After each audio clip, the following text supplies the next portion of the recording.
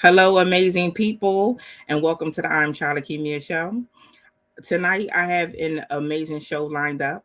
The change that Alabama needs. I have two amazing special guests tonight, and I just want to really say right now that it was very important for me to do this show. Just because, just not in Alabama, but so many states were looking for change. And I think that a lot of the candidates that are running right now are the change that we need. Um, I have special guest tonight, Miss Yolanda Flowers, that is running for 2022 governor in Alabama. And then I have Brandaun Dean, that is running for U.S. Senate of Alabama. I have a lot of people reaching out to me about this show with so many questions. Please post your questions in the chat tonight. I wanted to do this show so the people of Alabama can get to know the candidates that are running. Another thing that I wanna touch on is that a lot of times when candidates get into office and people feel like, why aren't they doing this and why are they doing that? One thing I want to express on tonight's show is that when these individuals and other individuals get into office, it's never an overnight thing. That's something I want to make clear. I think a lot of people think that people are supposed to take office and get in these seats and things are supposed to be done overnight, and that's just not how things are going to work. It's going to take time. And by what I've been seeing, with a lot of different states, there could be a lot of change. There could be you know new laws made, policies put in place, a lot of different things, but it's going to take some time. You have to also understand that some people that are coming into a new seat, um as in governor and U.S. Senate and mayor and different things, are coming into situations where they have to, kind of do some damage control sometimes, change some things, and that takes time. So I guess I'm asking people tonight to kind of be, patient, with the politicians that are coming into office. Hello, everyone. Hello, hello, hello. So let me see. Um, Everybody come in.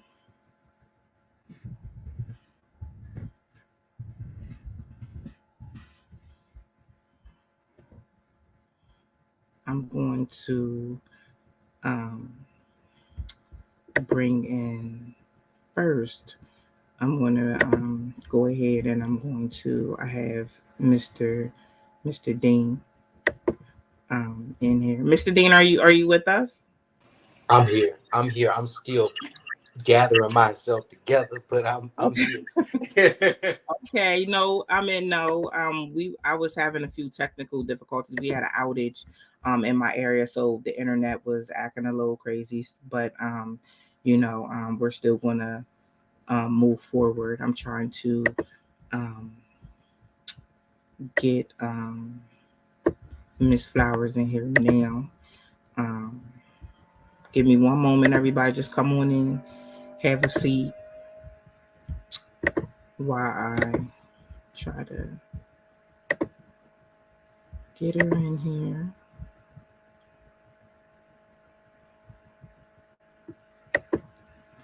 So while we're waiting for our guests to get together, is there any questions that anyone may have, um, that you would like to ask tonight? I do have some questions lined up. I do have a lot of questions. I don't think we'll get through all the questions tonight. Um, that everybody has sent me, but I think we will get some basic questions in. And another thing, it gives people an opportunity to get to know who's running.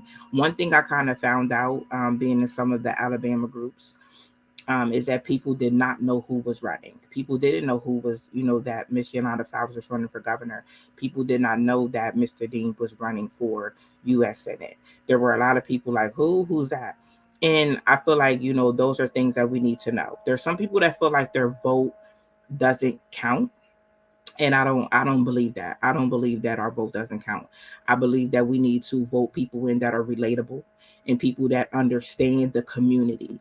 And that's how I've always felt about voting and people that are running, people that are relatable, people that can't really relate to the issues that are, going on in some states, I don't think that they are, really qualified to be able to, sit in those seats. We need people that understand, you know, some of the things that are going on.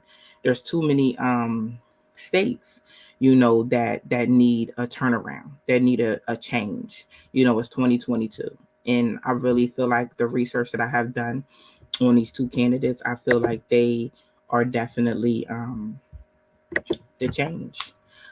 Mr. Dean, are you ready? Mr. Dean, are you ready? Can you hear me? Not quite. Okay. Just Is send me. is Yolanda in? It's okay. Let me see. I know she was on before we got disconnected. I just resent the link. Um, let me see. Let me try to get it. She was in earlier. I was just having a bad connection because there was an outage here. Okay. I'm For yeah, I'm just sort of staging and Okay, no, making that's sure I fine. have a Bluetooth connection. I'm Okay. No, that's fine.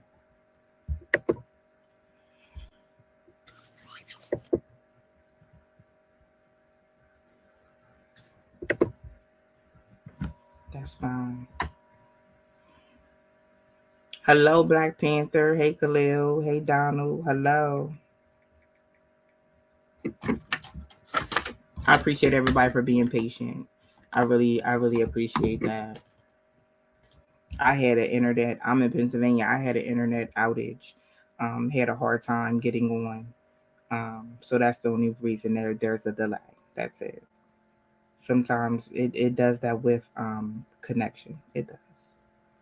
I'm gonna try to get Miss Flowers on the phone because we had to stop and then we had to restart. But it's okay. It's okay. We're gonna get on here and we're gonna have this conversation.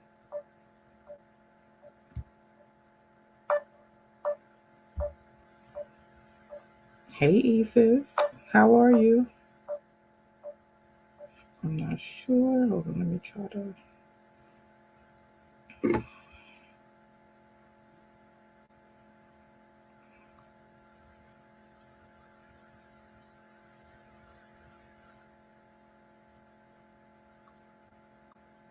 I'm trying to see.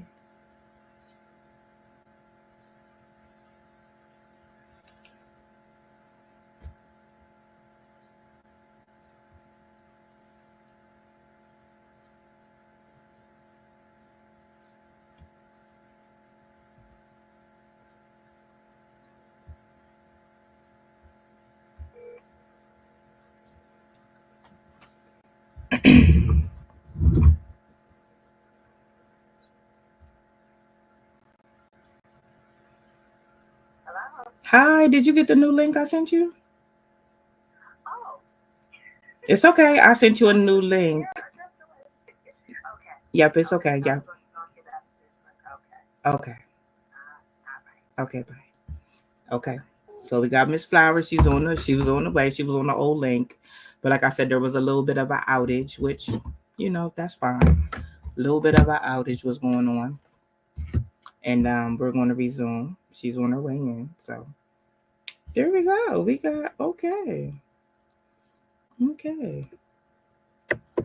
So Mr. Dean, I'm gonna bring Miss Flowers in first, and then I'm gonna bring you in, and then we're just waiting on her to come on. And I want you to know I'm excited for people to get to know who you are as candidates. There's too many. I seen that there was too many people that did not know that y'all were running, and I just felt like in my heart like I have a platform, and I need to put them on my platform so people know, that y'all are running. So I'm just waiting for. Okay. Go. So I'm gonna pull you down. I'm gonna bring her up, and then as soon as I'm done with her, I'll bring you up, and then I'll bring y'all up together. Okay.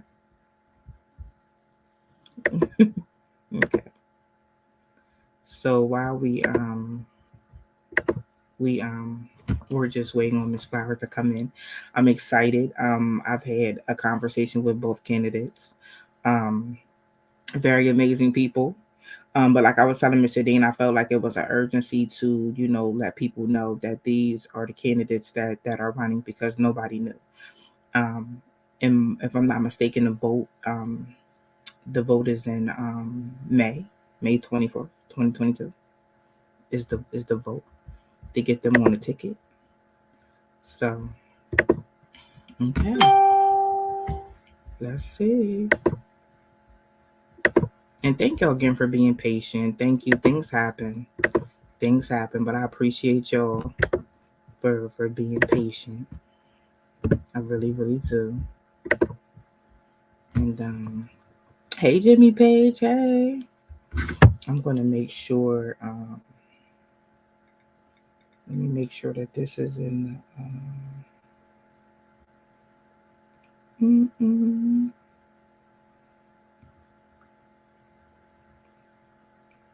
Okay, let me make sure this is in the group.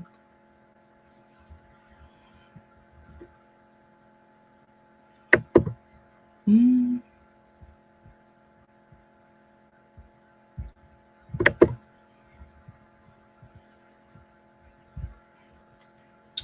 is she? Goodness, this must be a powerful interview. They don't want us. They don't want this interview to happen. Ain't no way. All these technical difficulties. Ain't no way. Ain't no way. All right, let me call back and just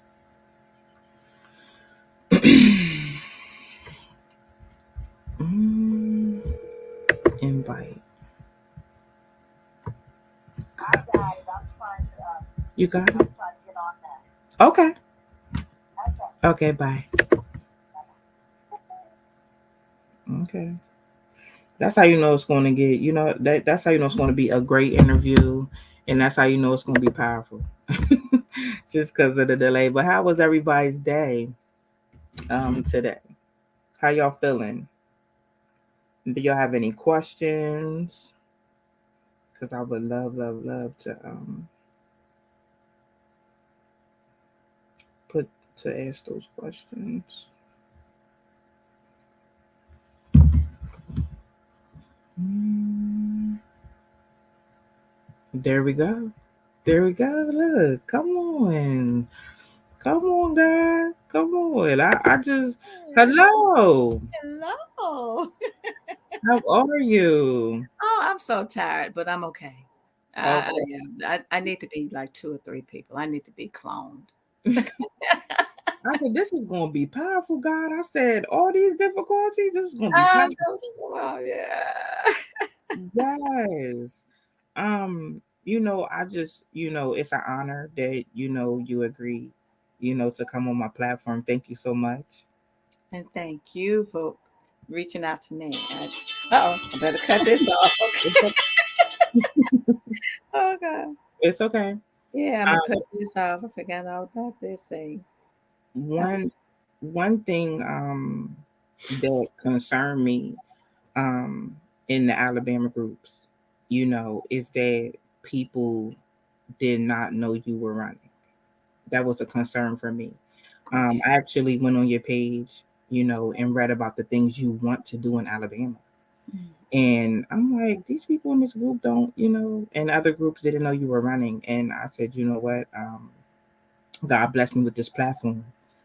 So how about we gonna let the world know, Eh, she's running. That's great. Yeah. Yeah. um, I just want you to, introduce yourself to the people, tell the people, who you are, your background. Okay. Well, I am Yolanda Flowers. I am from Birmingham, born and raised here in Birmingham, Alabama, and I am running for governor for the state of Alabama.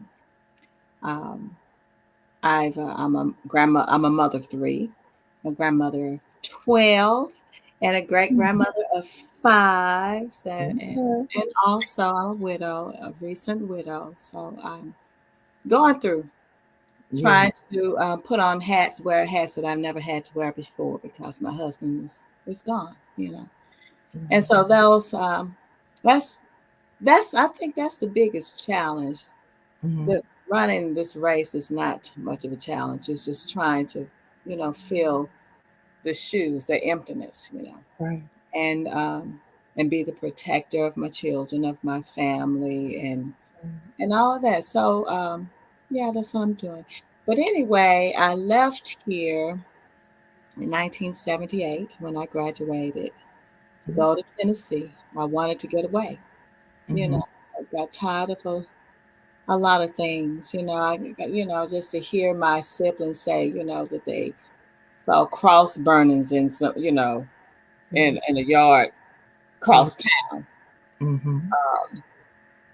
and to see my brother, one of my brothers, running home, escaping a mob of white guys is trying to jump on him. Right. And so, those things, so, I think about that and I try not to relive it. Right. But when I got the opportunity, Lord, I was like, I got to get away from here. Mm-hmm. And we think that we're doing a lot, but God already have ordained things. Mm-hmm. And so I did. I went to college, Mm-hmm. chose a different path, um, got married, raised my family, and then I decided to go back to school. Mm-hmm. 40 years old, okay? And I did. I was like, okay, I just, because I felt there was something and missing, and I wanted to make my family, my parents proud. Right. Mom wasn't able to see me graduate, but my dad was able to see me do one of my graduations. Okay. And, and so that was so, you know, it meant so much to me. And I knew that he was proud.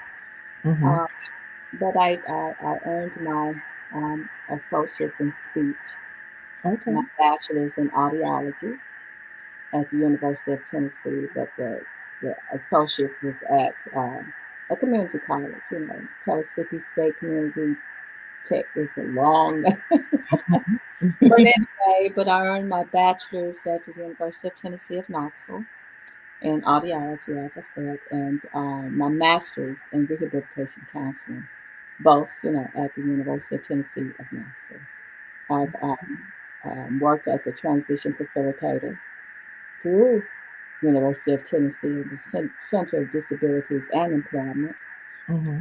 Before that, I served as a speech therapist, for the Blount County school system there in Tennessee, where I'll go into the schools and work with children with all types of speech impediments, those dear babies. And just working one on one with them and coaching their mothers, their parents, and what to do Mm-hmm. while they didn't see me, like over the weekend or something, because I was trying to see those that was really more in dire need. I would see those like 2 or 3 times a week. Okay. And pursuing my master's, I after I pursued master's, I you know gained employment through the state of Tennessee in the rehabilitation under the Division of Rehabilitation Services, where I served as a vocational rehab counselor. I served like 7 high schools, Mm. traveled like 4 counties, I believe. It was a lot of wear and tear, but I loved it. Right. Working, was able to, sit in on those IEP meetings with Mm-hmm.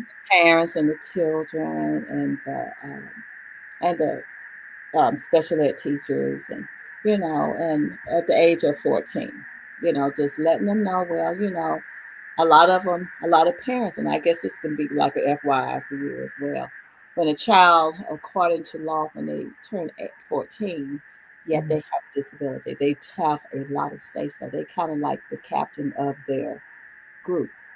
They can say what they want to do, or yeah, they could pretty much agree to that, but they could say what they really, really want to do, and we have to try to do our best Right. then to work with that student so that they can be successful. Mm-hmm. So that's when I come in and I uh, would tell the teachers, well, this is what you need to work on. Mm-hmm. Now, Mm-hmm. all the students, just because they have the disability does not mean that they can go to college. Right. You know, um, because you have students with various disabilities, but with learning disabilities, that would become a challenge. Mm-hmm. So we try to, and so they won't get discouraged. We try to work with the teachers so that they can be, uh, which was self-sufficient.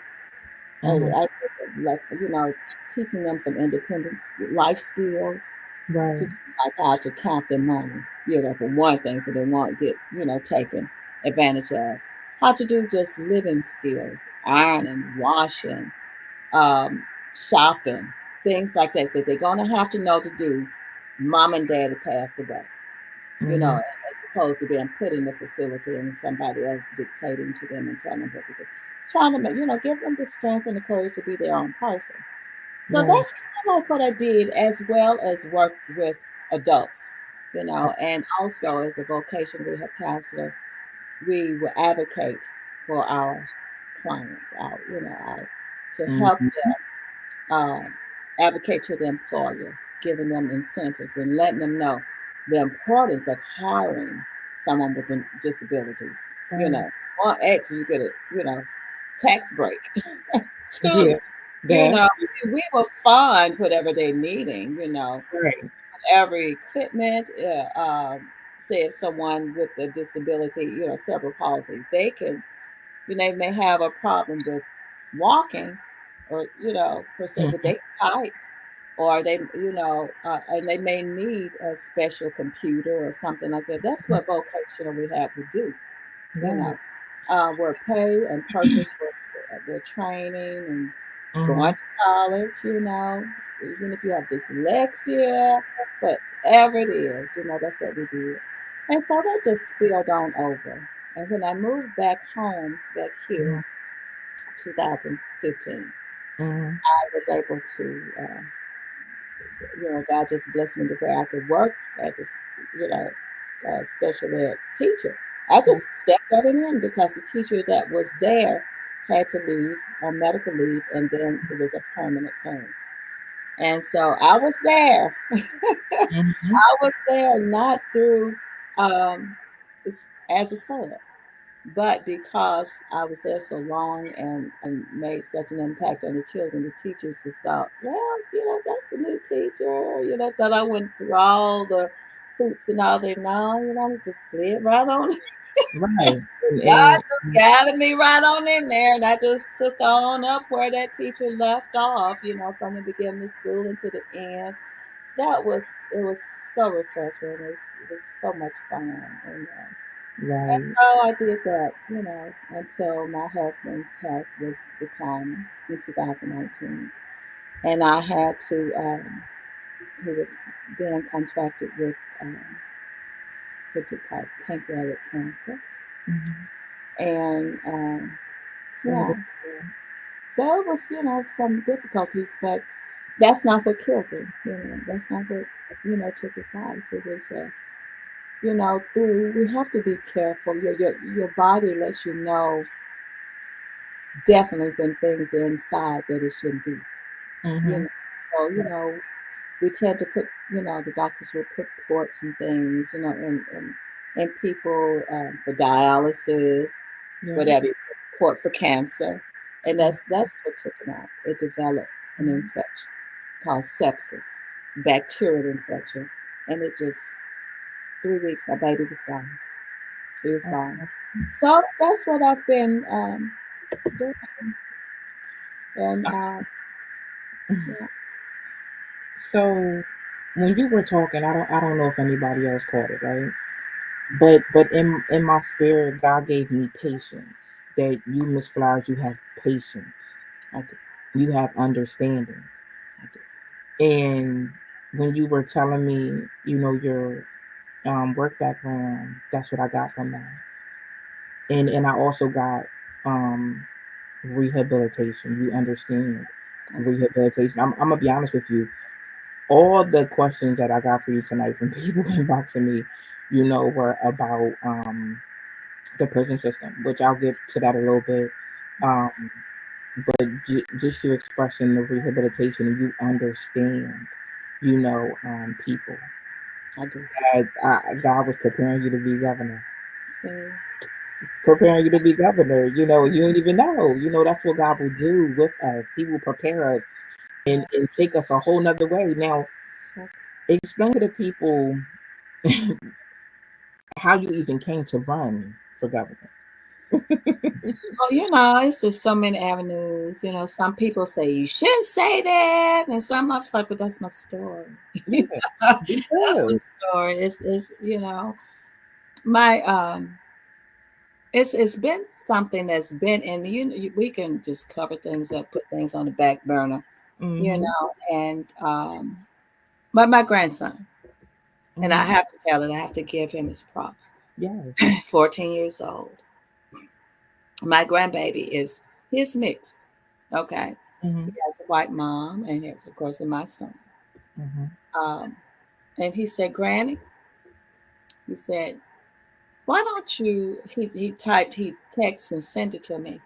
Said, Mm-hmm. Granny, we need more African Americans in these offices. And there's just a whole list, from governor Mm-hmm. on down.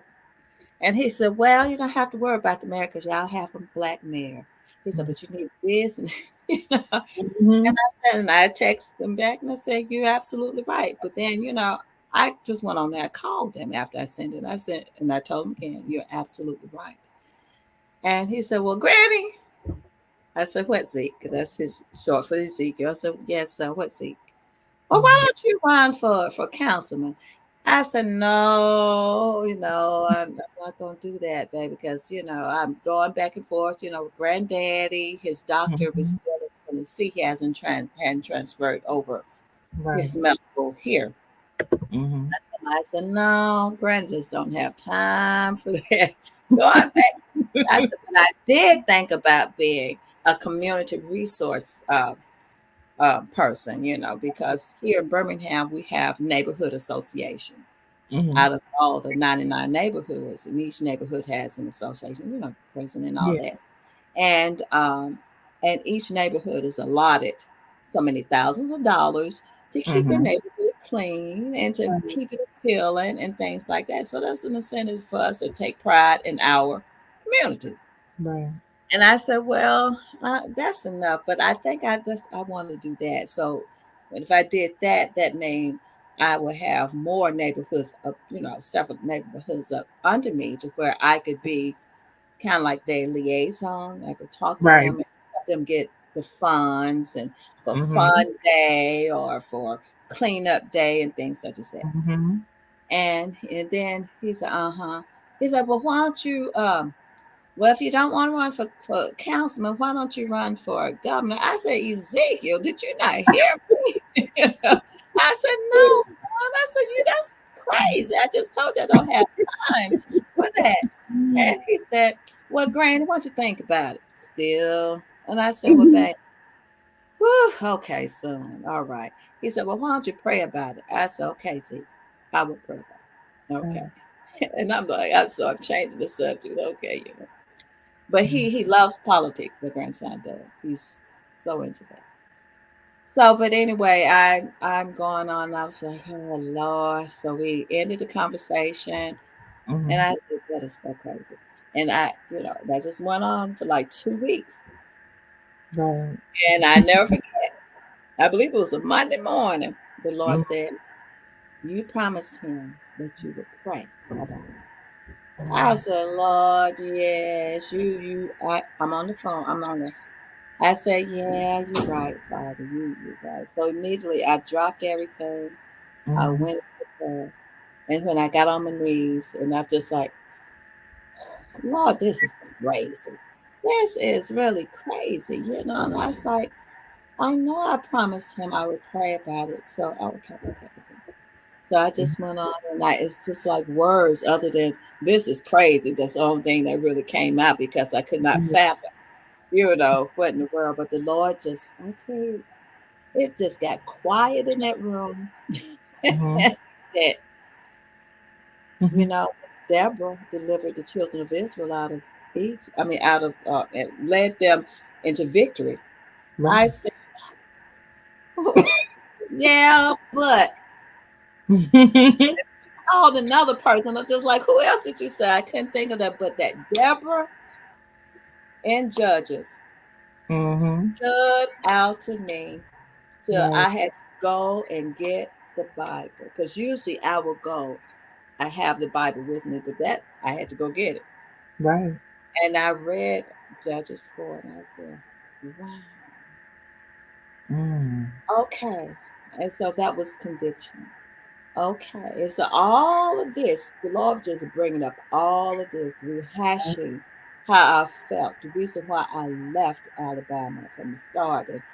And I Mm. said, Lord, you're right. I mean, just the fact that they were still lynching people in 2000, Yeah. here in Alabama. And I was like, oh God. And I said, all right, I see what you're saying. And then he went on, when I told my grandson, I said, I'm going to run. And Mm. but when I was, before I told him that day, the Lord said, if you don't do it for nobody else, do it for him. Mm-hmm. I said, okay, Father, I'll Yeah. do it for him. All of my grandchildren. Yeah. So I told him. He was happy, glad to hear it. He was excited. And so just like he had a plan, this is what we gotta do this. So that the training is in June, Granny. So you gotta get the training, get on there and do it.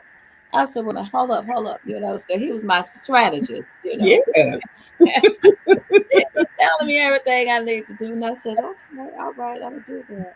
Still saying, oh Lord, am I worthy? So now, you know, for months, he said, now you're gonna have to tell granddad.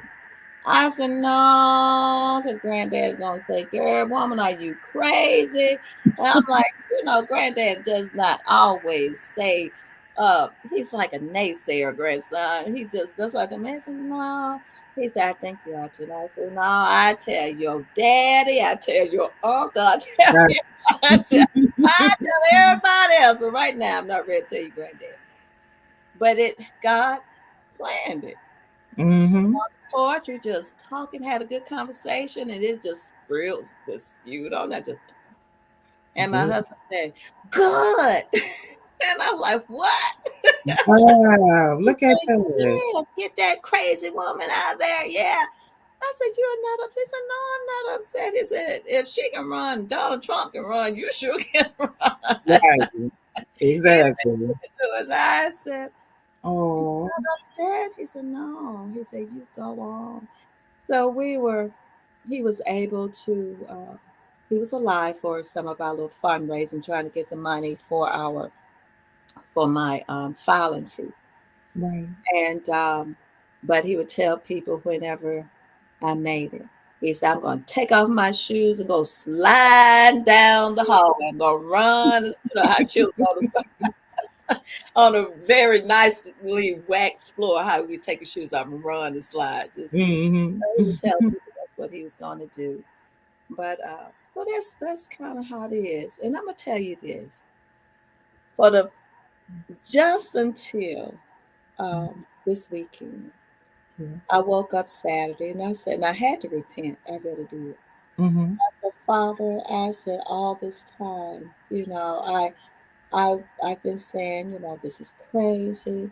Mm-hmm. Oh, just I couldn't understand why you chose me, although I heard the cry and I Mm-hmm. heard the call and I answered. I said, but not once did I say thank you for Right. choosing me.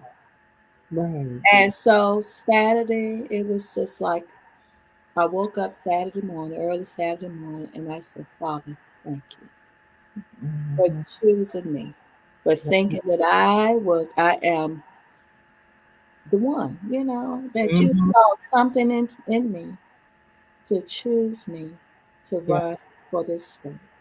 Mm-hmm. God orchestrated. He told me what my theme should be.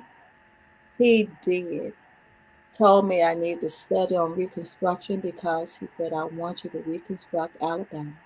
Oh. And because he calls her she Mm-hmm. is sick.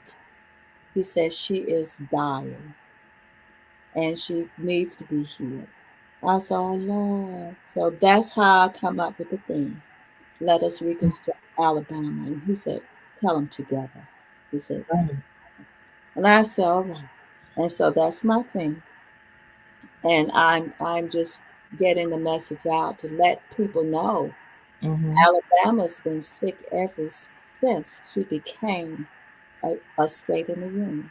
You know, Mhm. of all the things that she had to go through, slavery. Right. Yeah. First being taken away from the Native Americans, our brothers and sisters, Mhm. Native American brothers and sisters. Mhm. Uh, he had me to do some research on what Alabama means, Right. and it means tribal town, Mhm. and even in that meaning is so significant. Just think of tribal town. Mhm. That means togetherness, right? We Right. all together. Yeah. Vegetation gatherer, you know. Mhm. Vegetation. I mean, it's God said, wow. So, and he just revealed things, one thing after another, Right. showing his omniscience, Mhm. his wisdom. God is wow. And it's all God. That's all I can say. It's all God. Right. And on the platform, he- I have, I'm elevating him. I have to Mhm. because it is all him, and that I know that's the medicine Alabama need is his word. He Absolutely. said, he said, yes, Alabama's part about the Bible. He said, but they're not teaching me. They're not telling people about me. And I Right. said, okay. So, I think mm, that's amazing. Um, always be real. You know how it came. I'm always telling people, you know, I'm always gonna tell it like it is because this is how God did it. And we have to do that because so many people think that things are supposed to happen in a certain order. We're not on our time. we're We don't not. have His time. It happens when He wants it to happen. Amen. You Amen. know, I'm very new to Alabama. I've advocated in other states. Okay. I'm very new to advocating in Alabama. I see a lot going on in my research. Like that's how I found you. That's how I found Mr. Dean. Research some other people, Mhm. and I'm like, God put in my spirit. It's time for change. It's time for a shift.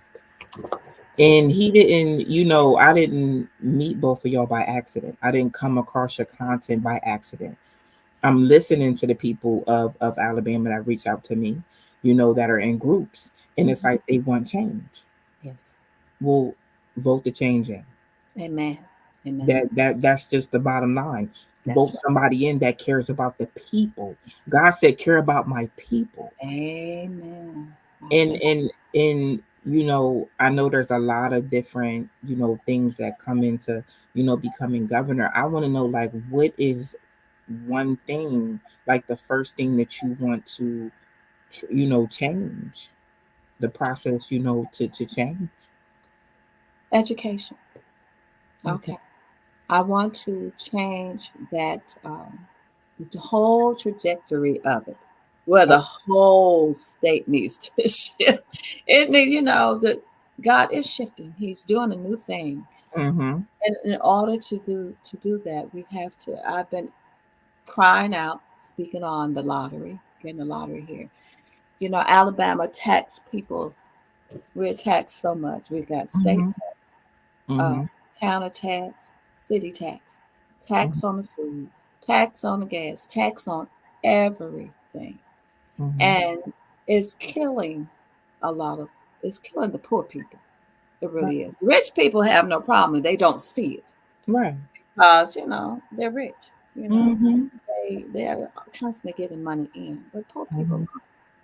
education, it plays, is a very integral part of our makeup. You know, um, we are we are destroyed. We perish for lack of understanding. We perish for lack of knowledge. If our children don't understand things, Mm-hmm. if they're not getting it, there's a reason why. There's a reason why. It could be a learning disability. Every child does not learn the same. The same, You right? just cannot put everybody in this molded curriculum Mhm. because it does not fit. Just like everybody can't wear the same size clothes or Right. anything, it's just not going to fit. Mhm. So education is my passion for our Okay. babies. All of them. I call them my babies. Yeah. The children have my heart. They're so interested. They're so Mhm. fun. They're so plastic. And I say that because they're moldy. Right. You fashion those babies, but you got to give them something. You got to give them substance. You have to make it interesting. You have to have the atmosphere right Yeah. for a child to learn.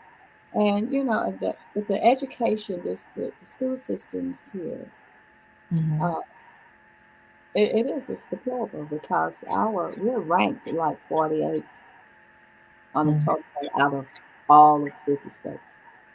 And it's, some places, we'll say it's 50. Mhm. If you don't test well, it's hard to test well if you don't teach well. Right. Um, Right.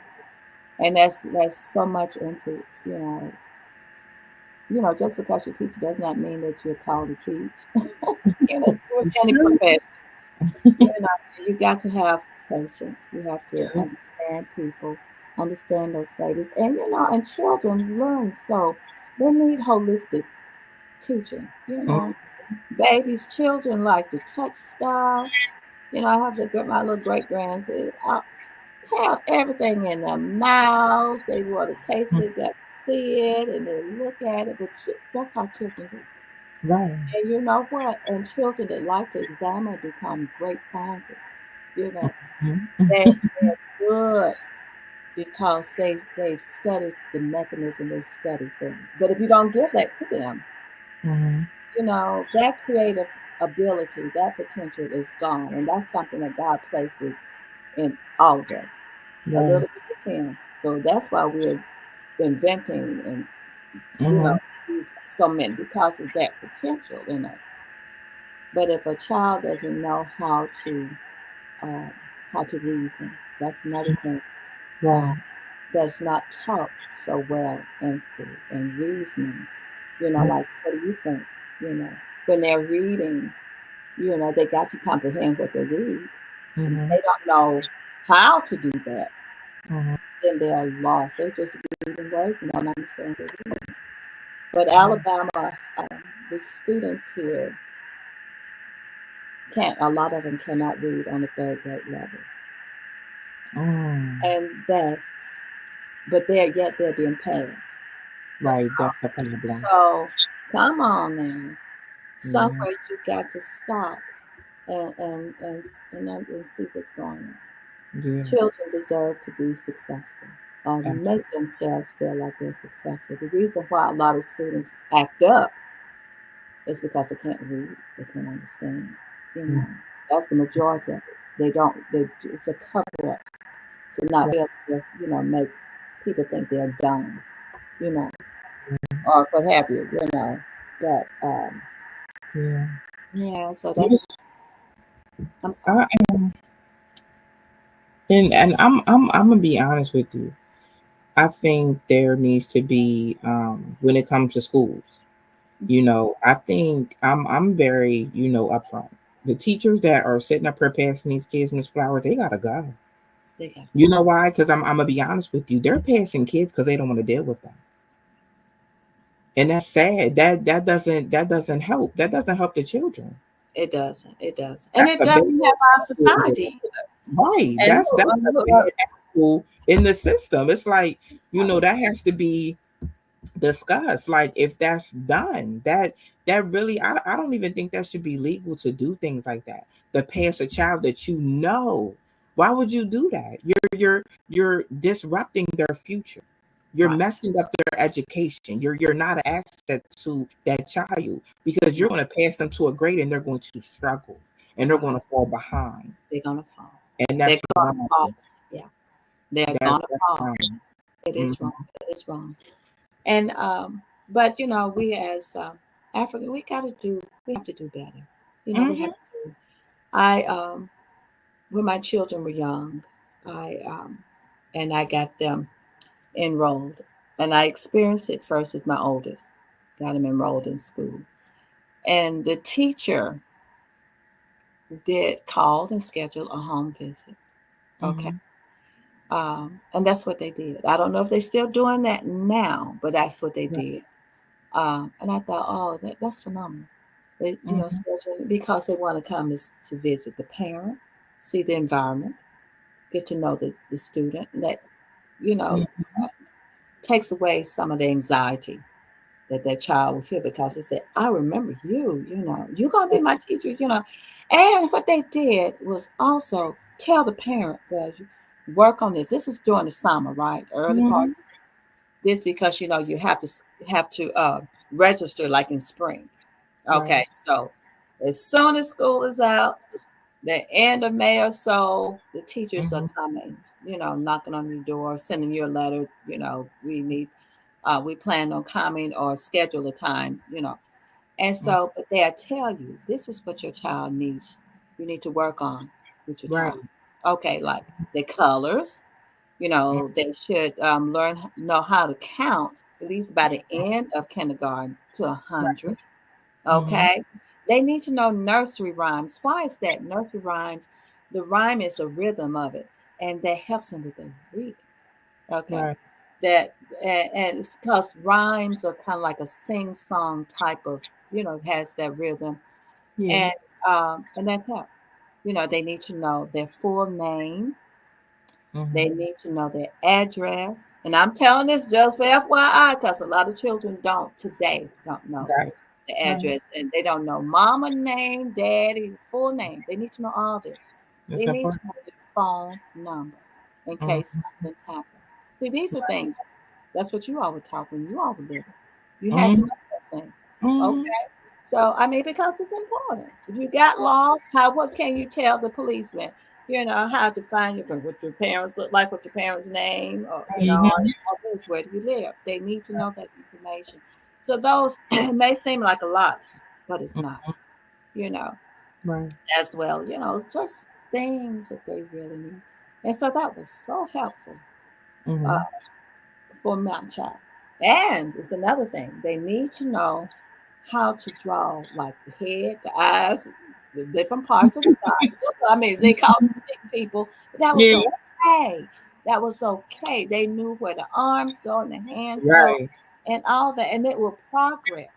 They Mhm. needed to know how to draw a house to the best of their ability. Mhm. You may say, well, at kindergarten, yeah, they need to know these things.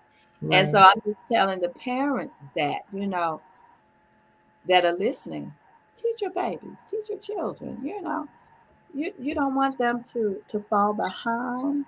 Mhm. Read to them, whether they know how to read, they're not going to, but if they hear you reading to them, that helps their vocabulary. Just from the parent just reading to them. Mhm. It I tell you, it works. It works. Right. And And and getting those books, I'm sorry. And it's if okay. you just get like they have in the libraries, just this little picture books without words. Have the child to look in the book and just tell them what's going on. They're creating the story. You see, imagination, and it's Mhm. still increasing the vocabulary. So and you're teaching them how to think, okay, how to comprehend and really, frame things. So that's awesome. That's awesome, and a governor that cares about the future, the children. That's a. I feel like that's a plus. So, education being, the first thing. What do you think that the next focus would be, when it comes to change? Oh Lord, I mean, all of them are vying for first attention for real. Yeah. Because on my platform, I have the criminal justice system is terrible. You have uh, healthcare, you have the economy. I see the question right here. I want to know about the taxes. Yeah. All of them is just like all of them wants number one. All of it here Yeah. now needs one number one. Like I said about the taxes. Mhm. Um, there's an organization here that's called I think America Rise, but I know it's a Rise. And these Mhm. are pertaining, these they're the poor. They're the ones, like I said, they're being taxed So how Mm-hmm. about food? They're wanting that to be erased. You Right. know, here I explained earlier today that we have a grocery store here that's called Piggly Wiggly, and I don't know if you heard of that. Uh, And not all of the Piggly Wigglies do this. This is what I found out, mm-hmm. and I'm gonna tell you why. This is my reason. But Mm-hmm. here in my community, which is mostly urban, you Mm-hmm. know, I'm right here in Birmingham. But Mm-hmm. on this side of town, we have a Piggly Wiggly that says um, you're you pay plus cost. What does it sound like? But you pay plus cost, plus 10% cost. So you're being taxed twice. So Oh, you wow. know, whatever your groceries have said, you bought something that was $5.56. That's what's Mm-hmm. okay. That's the tax, but they tacking on another 10% of that. Oh. Now that is not right. And they're doing it in not in all Piggly Wigglies, but they're Mm-hmm. doing it in most of the black communities. I Okay. believe it. The poor communities. They Mm-hmm. Piggly Wiggly old cross on the south side. That's not like that. But Mm-hmm. and see that's wrong. And Mm-hmm. so here and can you imagine people in rural counties? Right. And they're poor. Yeah. Rural counties don't have they don't have grocery stores or whatever, but go back to the taxes. Mm-hmm. So the taxes here in Birmingham is not going to be as high as the taxes in Tuscaloosa on food. Isn't that correct? Mm-hmm. And so why the discrepancies? Why the disparities like that? You know, that's something that I want to look into. We just taxes. I mean, I think I can't say all the states, but I know this one state is being taxed for everything.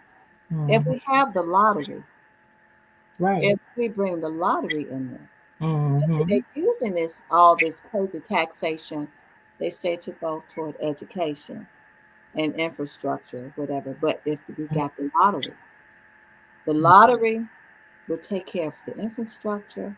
It will take care of funding for our schools. Mm-hmm. And it will help with the health care. That's my next thing. It's the health care, especially for our senior citizens. Why are senior citizens paying $200, $300 for a prescription? That's crazy. With Medicare. Okay? That Mm-hmm. makes no sense. And they helped build this country. They have put in Yeah. 30, 40. Some of them are still working Mm-hmm. because they said, well, I can't afford to retire. Right. Well, you still working. You're 78 years or 84 years old. One Mm-hmm. of our mothers of the church, she just turned 92. Mm-hmm. Just 6 months ago, she stopped working. Wow. Okay? And some people may say, well, they just want to do that. No, not necessarily. You can't say that. You Right. know, give them something to do. No, when you got bills, when you got to live, and the food, the cost of food is so high, and they're not getting food stamps. That's another thing. They're not getting food stamps when you have a lot of able-bodied, young working people that can work, Right. you know, and yeah, and not get all of their food stamps. Who can live off of $10 or $19? One lady said her mother was getting $19 a month. You can't eat like that, and you're on a fixed income. So we're not Mm-hmm. doing our senior citizens fairly. That is, I mean, and they, no, you Yeah. can't do that. So see, these things are so pressing upon me. You Yeah. know, it, I'm trying not to cry because it really does uh, hurt. Yeah. It it does hurt. I see and I hear the pain. And that's what Alabama, she is hurting. Okay, Yeah. she's crying out. I describe her as a woman that has been beaten up and left out in the field. Her wounds are being oozing out, and you can smell the infection. Mm-hmm. She is. That's how she is. Yeah. And I our senior see. citizen. So I'm pleading. That's what I desire to fight against. Health care. Yeah. Make it affordable. Really, for the senior citizens, they don't need to pay for anything.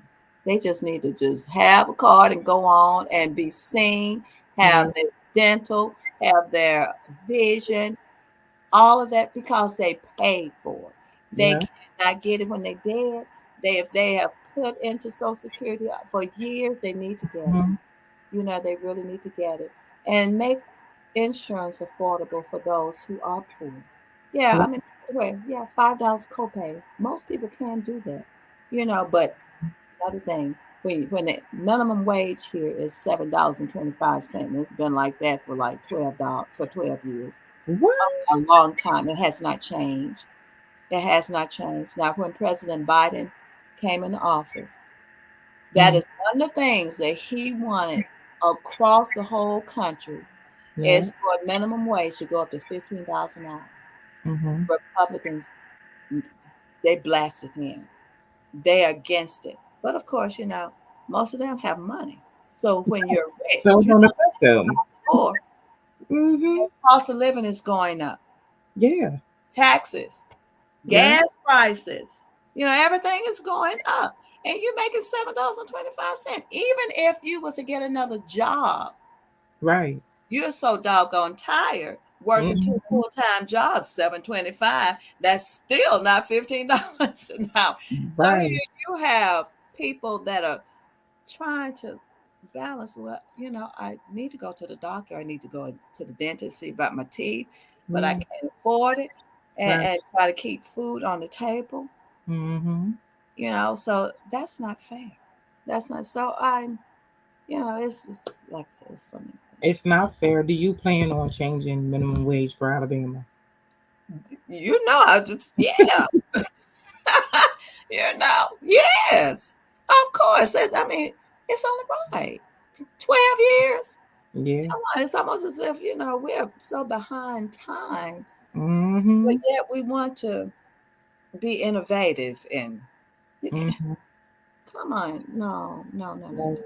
McDonald's need to pay their employees $15 an hour. Target needs to pay their Right. $15 an hour. Mhm. Walmart, they do. Okay. Yeah. Minimum wage, they just do. And if you've been working there longer than, yes, you need a raise. You need to be getting 20 or whatever. I mean, it's just only fair. It's only fair. Right. Corporations, yeah, it's only fair. I think you got everybody's vote tonight. Oh, well, Everybody, you know, but you I'm a real person. right. I don't know if that makes any sense, but when you Mhm.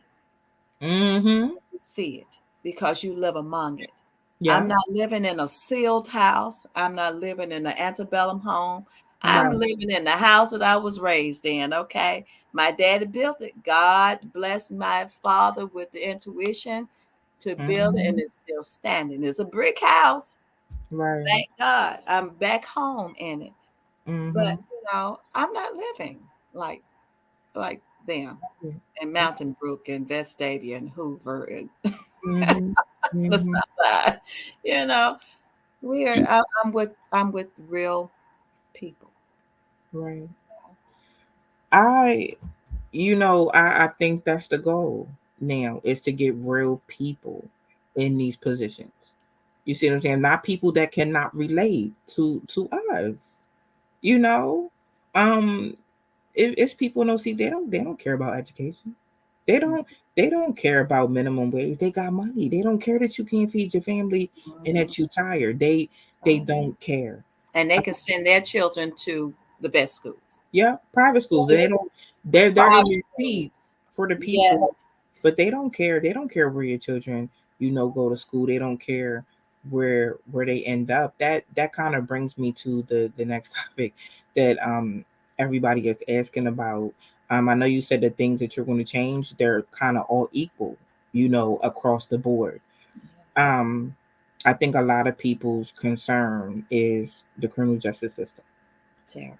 and one person sent me a question just saying like does Miss Flowers know about like all the deaths that been happening at the prisons? I've been hearing it. I've been hearing it. I have a young man that I talk to kind of regular because he reached out. He reached out Hmm. to me through Facebook. Okay. Through my daughter, and my daughter hooked me up with this. And Mom, you're gonna have to talk to him. And Okay. so, and before him, and I see Mayor Brandaun Dean. Mm-hmm. Okay, he was the mayor of Brighton, and that's over Mm-hmm. where's it, on the west side, Mm-hmm. on the west of part of Alabama. Um, and just to hear this young man told me, he said, Miss Flowers, he said, they talk about homosexuality and all this stuff in the prison. He said, but they got us sleeping in the same bed with just a board separating us. He Mm-hmm. said, we don't have toilet paper. One young lady called, I talked with her on Mm-hmm. the radio station because Mm-hmm. I called in, I was like, oh, I Mm-hmm. just got a call. And in Montgomery.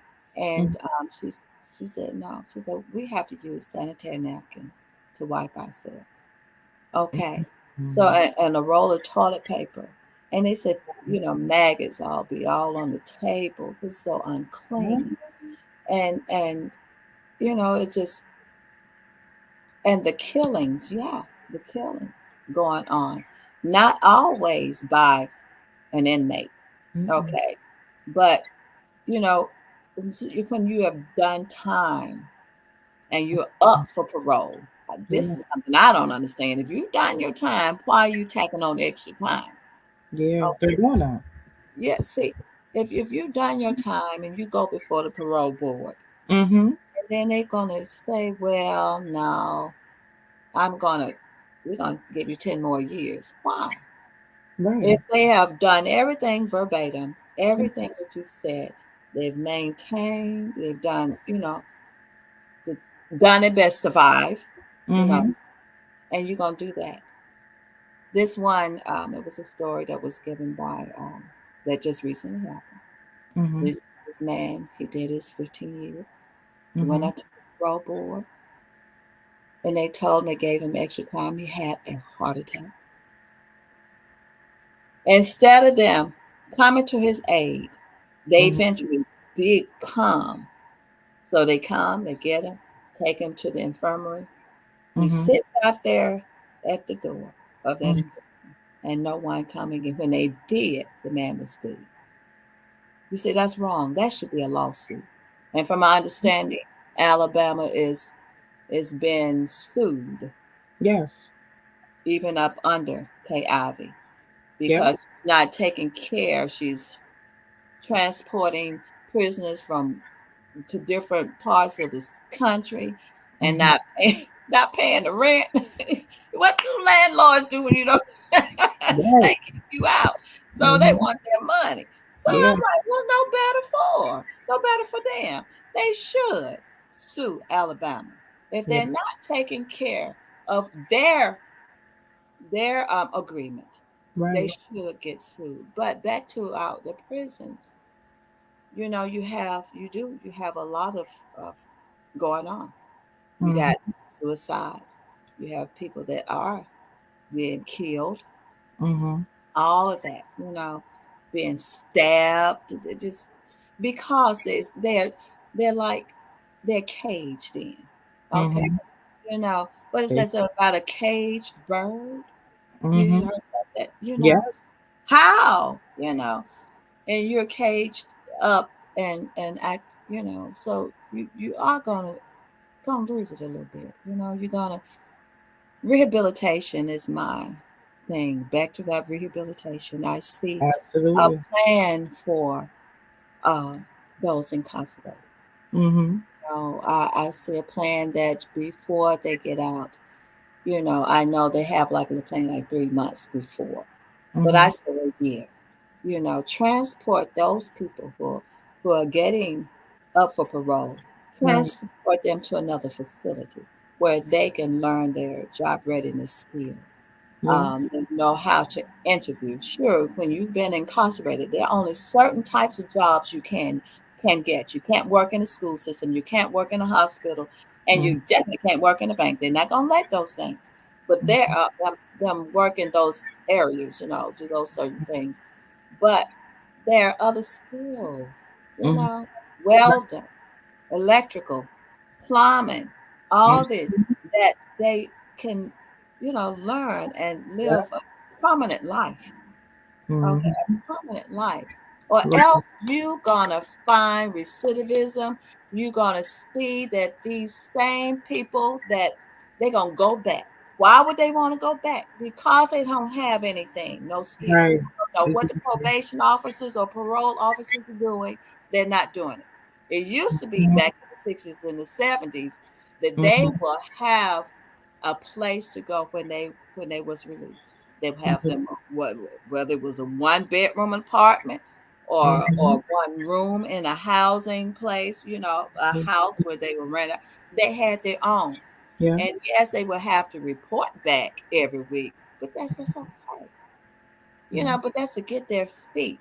But see, when you're releasing our young men and young women, and they have no no direction, no foundation, no help, Right. vocational rehabilitation Right. helps people with individuals like that, because a prisoner or someone who's been incarcerated is considered as a disability. Nobody think about that. They A don't. disability. They have been set back. Yeah. Times have changed since they've Yeah. been locked up. So yeah, you need help. You got to be Mhm. reschooled.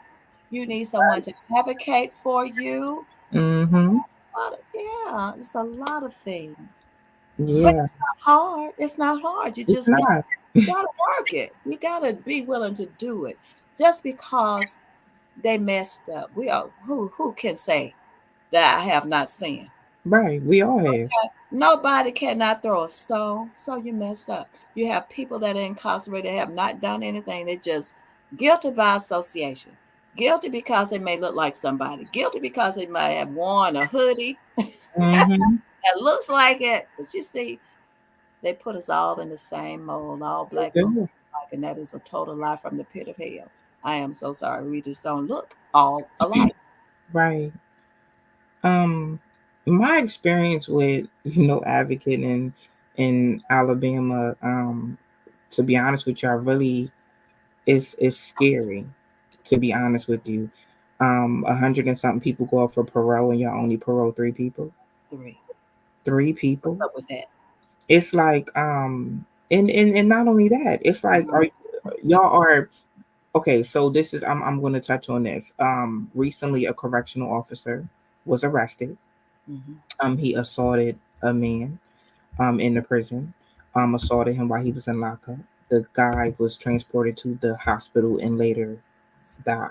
Glad it does. My issue as an advocate is I read there was many complaints Mm-hmm. with this man over the years. Why did it take for him to kill Something. someone's loved one Mm-hmm. before someone stepped up and did something?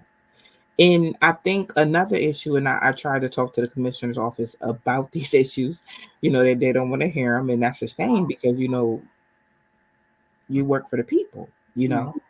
they don't Supposed to. want to be, yeah, they don't want to be corrected. And, Mm-mm. my stance with them is, why are y'all allowing people like this to work there? Then y'all are allowing the prisons to do their own investigations, which are biased. Mm-hmm. Mm-hmm. They're going to stick together. You see what I'm saying? They will. Like, why are we handling, these individuals like that? Okay, we know they did something and they messed up. Yeah. But why can't we get them in the system and help them rehabilitate to become better people? I Mm-hmm. feel like that's what God wants. Yes, That's what he wants. he does. He does. Structure in place, not Yes. to have these people in here and Mm-hmm. have people in there that are sitting up and, Mm-hmm. oh, well, I'm gonna do this. Oh, we know he's going up for parole, so we're gonna do this and do that. That's evil. That is evil. You cannot predict anything about an individual. You can't. And the prison's so overcrowded. You Mm-hmm. know, you know what when I heard that, what came to mind? I said, Lord, all the overcrowdedness of not Mm-hmm. one, but all of them really. I thought about the transport from Africa to America and how they had us in those Yeah, ships yeah. stacked on top of each other. You know, if Yeah. somebody died chained to each other, you just gonna have that dead stench. And I mean, that's how I see it. That is deplorable. Mm-hmm. People, that they are people. They're people. They're not animals. They just, but that's what you have. And even to that, I'm willing to address, because I think my what I say in all of these: education, criminal justice. Mm-hmm. Yeah. Um, I say psychological evaluations. You know, Mm-hmm. it goes back to what I said before. Just because you say that I want this, I'm working this, does not mean that you're qualified. Exactly. When you're working with people, when you're Mm-hmm. working with, this is a social work. When you're Mm-hmm. working with people, you got to have the heart. Right. You got to have empathy. You got to put yourself in their shoes. You got Mm-hmm. to you got to practice that golden rule: do unto others as you would have others to do unto you. You so I mean, if you're not fit, and there's a lot of policemen, Lord Jesus, I tell you, I just can't. It's hard for me to respect a young person. Mm-hmm. They're 21, 22 years old, and they expect, and they, I'm going on it because you're a police officer, but you're so trigger happy. Yeah. You just, I mean, anything will just cause you just to fly off and want to shoot and kill because you can't control yourself. Mm-hmm. I don't trust that. I think that age need to be brought up to at least 30 years old, because study shows Mm-hmm. that just because you're 22, 25 years old, that you're not an adolescent. When you study psychology, Mm-hmm. a child doesn't stop the adolescent period. They Right. start from 12, 13 years old, and they go all the way to 30 years old. Mm. By the time that they are 30, they should have some semblance of what they want to do. They Mm-hmm. should have some maturity about themselves and know Mm-hmm. how to talk to individuals. Okay, Right. putting a gun in a child's hand, Mm-hmm. that's too much authority. It's too much power. They don't know how to handle stuff like that. Right. Okay, so I want to up that that age bracket. I Mm-hmm. want to insist, ensure, as well should I say, that Mm-hmm. there's proper training. Right. You don't have to shoot to kill. You can, if they're running from you, you can shoot them in the leg. You don't have to shoot them in the back of the head, and and don't go right up on them and multiple times and just shoot them. That is ludicrous to me. That is Mm-hmm. evil. That is evil. And for that person, I don't Mm-hmm. know why it took so. I guess it took the right person to go through the steps to get that person, that security guard, um, fired. But that security guard need to be imprisoned as well. Okay. He's charged. He's charged actually with assault. I think now since the guy has passed, Mm-hmm. um, they're investigating further. But Mm-hmm. my issue is who else in this system has to die? Who else has to be assaulted? You see what I'm saying? And I don't understand why it and to be honest, I'm not saying it doesn't happen to other races. It's majority are people, Miss Flowers, that are suffering inside of these prisons. I don't understand if you have somebody, if the prisons are overcrowded, and I'm just thinking from a logical point. Right. If the prisons are overcrowded, why not come up with a plan to get the non-violent offenders on out of here that did majority That's of the time? right. Even 40% of their time, no problems, no write-ups. Send them on parole. That You know, there you go. Get and them onto that next phase. exactly. Why keep them here and keep That's them right. Take stagnant? them. That's it. That's what I want. I mean, it's not just for them. It should be for anybody who is ready to transition on back into to the world, to society. Get those. So this is what I found out. This is so crazy, Lord Jesus. When before we moved here back home, Mm-hmm. um, just listening to the news in Knoxville. I don't know which one of could have been WATV, Mm-hmm. WATE. It could have been that there in Knoxville. But anyway, it was saying that this young person, I think it was a young man, he Mm-hmm. goes and he's a white guy. He goes and he kills his parents, his grandparents. Okay. Mm. They just give that joker 2 years. Oh, I'm But sure. then you have somebody that was pulled over for possession Mm-hmm. near a school. I know that's wrong, but you're gonna give them 25. Like this makes no sense to me. That's what they Like do. like murder, you're gonna give them a slap on the wrist and just 2 years versus someone who is just a black person. Yeah, Okay, we're gonna be 25 real. years for just selling some marijuana Yeah. at the corner school here, 300 feet from the school. You say that's the disparity. That is It wrong. is. That It is is. wrong. It is. So those issues, but the Reformation, I don't want to call it reform because God said to reconstruct. Okay. You got to reconstruct Right. the whole system. That means create it. We Right. got to create a thing. Mm-hmm. So that is my desire, is to we have the property, we got enough land to build instead of uh, building more prisons. We don't need more prisons for us, and that's taking away black people's votes anyway. They house Mm-hmm. building to put my people in and my children, okay, my children in Right. prison. Okay, and another, Mm-hmm. why does a person, I don't know, I it's just so unreal to me.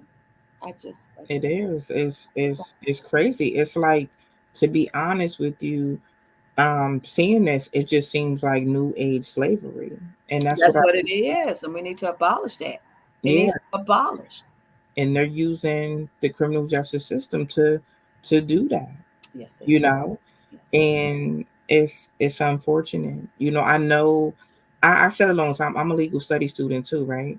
Okay. And I was thinking, I'm like I feel like, and I'm just being real. Like you said, getting a 25-year sentence for possession, those are sentenced, like I feel like states should have like a committee, or new graduates of law students or something, that go back and look at cases that don't, That's like that does not make sense, and that's re-sentence people, because that's it's crazy. yes. Yes. And people are be sentenced like that because they are black. We are going to be real, because they are black. And so, I mean, we can look at it so many ways. Yeah. We can look at it. Well, why are they keeping gonna incarcerate our black men? Hmm. Well, it could be they're trying to keep our black men from the white women. There's still that fear. Okay, they do still have that fear of that, Hmm. um, to lessen the children's. It's Yeah. just think about that. Yeah. Take the fathers out the home. Yeah. Yeah, You're right. do that. But it's not going to work. You know, it's just not going to work. Hmm. I mean, it causes you to think about all of that. Hmm. So if we kill all of the men, incarcerate all the men, then they won't have any more black children. But Right. then and then the black women just die on off, because they feel like no one wants. I don't know. My mind just goes think about all these N- things, No, but no, it I think I know what you're saying. And someone, Sherry, said Alabama prisons is a $1 billion business, and I think people look at it like that. But I'm gonna tell you something. When God told me to advocate, He didn't tell me to look at no money or do anything for no money or anything like that. thank That's you. why they say money is the root of all evil, because people do evil things for money. Yes, they do. But we have to stop, because I'm telling you, months ago God told me I'm sending change. It's the tables are about to turn. Whoever's not doing their job, this is just what He put in my spirit. Whoever is not doing their job, or is doing their job to hurt my children, has to go. Mm-hmm, mm-hmm, Has mm-hmm. to go. He's not going for that. He don't care where you sit. He don't care who you are. You gotta go. But you know what? And there's something you said that because the Lord told me, He said, some old head's gonna have to die. I said, well, yeah, Lord. It's change. That's the same thing. Some old head's gonna have to die. You got people that in office been in office for 40 plus years and Mm-hmm. doing nothing. You know, Einstein, and I quoted that in one of my posts. Mm-hmm. I say, you know, they call it Einstein insanity. And you've heard it. You know, why do the same thing over and over again and expect to get different results? You're doing Mm-hmm. the same. You know, and Einstein, a lot of people don't know this. Einstein had a disability. His disability, he was autistic. Yeah. Okay. So Mm-hmm. now, what does that? Right. Exactly. What does Okay. that tell Yeah, you? he was brilliant.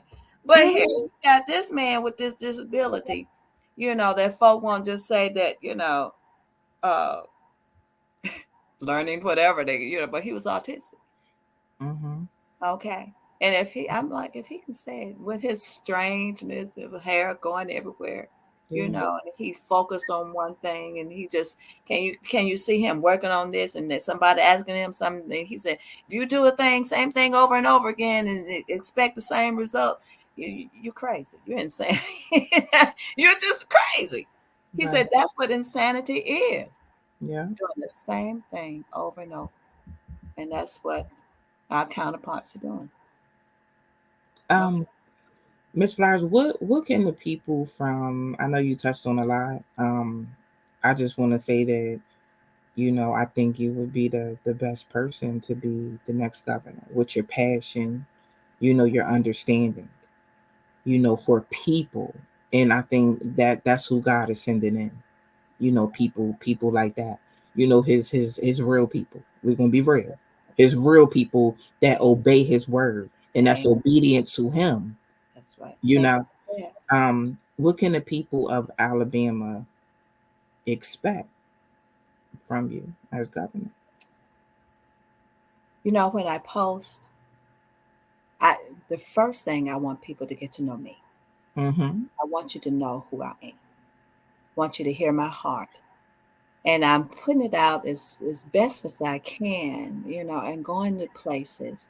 No, I don't know. I'm not a politician. I didn't come out. You know, I'm a person, a spokesperson, Right. someone who will fight. Look, I haven't lived all these years and Mm-hmm. have not had to fight some demons. Right. Okay. I know, I believe in what Ephesians 6 says. He says, and he tells us about um being strong in the Lord and the power of your might, to Yeah. put on the whole armor of God Mm-hmm. so you can stand against the wiles of the devil. He said, for there are principalities, because you're fighting, you got to, you know, in high places, spiritual wickedness in high places. Right. I'm not afraid of that. You Right. know, the devil needs to be afraid of me because I Absolutely. believe in prayer. Okay, Mm-hmm. you need a prayer warrior. I Mm-hmm. pray for my children all the time. I pray for the city. I pray for the state. I'm posting prayers for the state. You want someone who will stand. Mm-hmm. I believe a leader is supposed to be in the front, just like those kings, you know, when they go to battle, they're not hiding behind somewhere sitting at, you know, at the castle. They're right there on front line Mm-hmm. because they have to lead the people. Right. And if you want a leader Mm-hmm. to lead, you got to find someone that will stand and not afraid to fight. Yolanda's not afraid to fight. Mm-hmm. I'm not. I'm not. I'm not afraid to ask questions. I'm not afraid to give a voice. I'm not a big what can I, my thing is, Lord, I can't lose anything, but I can lose you. And I don't want to lose you. I'll Right. stand knowing that you are right behind beside me because you promise you'll never leave me, never forsake me. I want, as governor, Mm-hmm. my citizens, the citizens here of Alabama, to know that you have someone who cares, someone who will listen, Mm-hmm. someone who will pray, someone who will fight. Because, you know, my thing, my husband said, why don't you just be quiet sometime? Well, I ask questions. Right. Okay, so if I know how to wear you down, if you're not Mm-hmm. going to get it right, why? If you can answer why sufficiently to me, the why, the reason why this is happening, then okay. But if I'm not satisfied in my spirit, we're gonna have to work this thing out. Right. I am a person um who's of peace, but I know that the kingdom of God, it suffers violence, and the violent has to take it by force. Okay. So that can mean a whole lot. But my thing is I will fight. I will fight for our rights. I stated this today.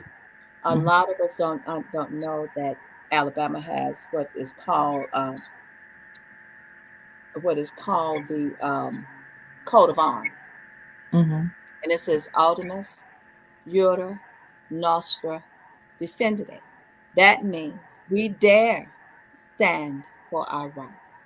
Mm. I'm not going to be able to do it by myself. Right. Okay, it's going to take everybody Yeah. to do it. And it says, what type of support do you have to help you become governor? Well, y'all, I need people. Mhm. Okay, I need money. Yeah, it's just it. I Yeah. need money. I need volunteers. I need prayer. That's the support I need. Okay. I have to have it. Right. Without it, I know God can do all things but fail. And I'm Mhm. trusting God. And He's been guiding, He's been opening up doors, He's been doing and making avenues. And God is good. That's all I can say. But that's the support I need. I Right. mean, this is a common thing, Mr. Lampkin. Mhm. Yeah, I we need got your to get out support. and vote. Vote. Volunteers. Okay, so Got to how vote. can Stand up people? for your rights. Defend them. Vote. You got to voice it. Got to voice it. Yeah, you got to take it. Got to take it because they don't want us. They don't. No, You they know, don't. They we want we no longer can be a commodity. Okay, to. they found other ways to commoditize us Mm-hmm. by kidnapping our young women, Yeah. young men, killing them and selling their organs. Okay, Mm-hmm. they've been doing that, Yeah. trafficking and all that. But that is something that has happened, as I said earlier today in a meeting. This been going on for hundreds of years when they snatched us from Africa and brought us over here against our will. So that's trafficking. Mm-hmm. So, yeah, support me. Yes. That's what I'm going to. Yes. Um. Tell people how. So the vote is on May 24th, 2020. 24th. Explain that vote to us, because a lot of people don't That's know. the primary. That's the Okay. primary. So what they're going to do, Mm-hmm. okay, you're going to choose a Republican that you want. The Democrats going to choose the Democrat that they want. Mm-hmm. And then once that go, then that one Republican, as it always, and the Democrat, they're going to come together. Mm-hmm. We're going to fight. Yeah. That's it. We're going to duke it out, okay? We're going to, that's what so it's not hard. It's not hard. That's just how they narrow it down. And Mm-hmm. that's for every position, Right. House of Representatives, the Senate, Right. all those. Yeah. You also have an event coming up that people can attend Oh yeah. and come and meet you. Tell Yeah. us about that. Yeah. That's gonna be on Sunday, the 20th. And it says talking about an elegant night with me. I love pretty stuff, but I don't. I can get down dirty. I don't care. I sometimes I love looking like a little bag lady. Working in the garden and pushing my wheelbarrow and stuff. That's another attribute you get if a governor who is not afraid to work. But it's going to be on the 20th Mhm. from 6 to 9 at Ease Legacy, I think, Event Center. Oh, I need to get that together. It's in Bessemer. Mhm. I don't know the address, but it's in Bessemer. Yeah. I post the flyer on my page for everyone. Okay, please I send will. it on. Yeah, That's a shame. and I'm not selling it, myself too good on it's that. okay. I mean, I understand. It's a lot. I'm sure running Yeah. for governor is a lot. Um, Where can people find you on social media? How can they reach out to you on social media? Well, I'm on Facebook. I'm on Twitter. I Mhm. tweet all the time. I'm posting all the time. You know what? If you go on my website at yolandaforgovernor.org, on down, it just gets you right on into all of that I'm doing. I asked my staff, I said, now you all gonna have to post my pictures and stuff on Snapchat. Yeah. And I said, I can't do all that. I don't have time. I said, Mhm. so, but my posting, I do that because I want you all to get to know me. And of course, there may be some crazy what you call Instagram things on there Yeah. when I'm doing some dancing with my grandbaby, great grandbaby. We do it, you know. So it's always that's how you can get a hold of me. Okay, so it's yolandaforgovernor.com. Dot .org. .org. Okay. .org. I want to put it in the comments so people can, go to your page. So it's in the comments, everyone. Yeah. The site, and that'll lead you to her social media page. She also has a Facebook page. Show support on the Facebook page. Also, I've been on your Facebook page, and it breaks down, the different, things that she plans on changing. I've seen education, I've seen criminal justice, so you can go over there and read, the plans that she does have. So I mean, not me. I'm in Pennsylvania, but I'm gonna include me. I'm supporting the vote. I'm supporting you for governor. Yeah. Um, May 24th, 2022. And if you want to donate, there's a donate button there, Okay. $5, $10, whatever you want to give or have a desire. You can give 1,000. Oh yeah, you can do that. You can also, it's a button also there that you can submit to be a volunteer. We definitely need volunteers so we Awesome. can get our yard signs out and Mhm. just all across. Right. Thank you. Thank you, Mr. Thomas. He said my website is very It's okay. um, I just want to thank you. Definitely, I'm going to continue to promote you. I believe in you. thank you. I read everything that's broken down. Okay, Daytown said Miss Flowers forgot. Yeah, let's start it. Let's start it. Yeah. Let's Yeah. start it. Um, I've I've read your plans. I support them. I definitely think that you are the person Well, for praise God. the job. Yes, It's hard. absolutely. Yeah. Um, But believe in the God that's in me. Absolutely. Don't believe me, believe God. Right. Yeah. Yeah. So yeah. Right. I want to bring you back in May on here Okay. so we can get an update. Okay. Yeah, we can get an update and see how we can further, because I want the people of Alabama that's watching to know that everyone is in this together. Yeah. If you want change, this is the change. It takes us This, all. yeah, Gotta come yeah. And like I explained to people before, you came in, we can't be the kind of people that think Miss Flowers is going to become governor and be able to do these things overnight. Please together. be patient with her.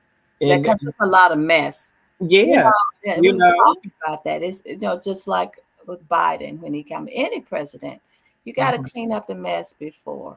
And Right, and of course, people expect something to happen like overnight or the first 6 months or the first year. You want to make those promises. All I can say is that when I'm in there, right, hold me accountable, hold me, keep me lifted up, yeah, because there will be some weary days. I know if I'm getting a little weary, because I'm having to wear extra hats now that my husband is gone. hmm, And so yeah, if it wasn't for God, I mean, I can cry right now. I'm holding it all up in there, but if it wasn't for him, oh Lord, guiding me and giving me counsel and who to go for when my car breaks down, and I needed tires and like, oh Lord, I mean, having the dryer go out at once and what else when the oven is out, the stove, I'm having issues. yeah, That's the real life, right? Cooking on real life, two eyes, yeah, no oven. The dryer is, so I was like, yeah, oh, but God, yeah. he's still good. Absolutely.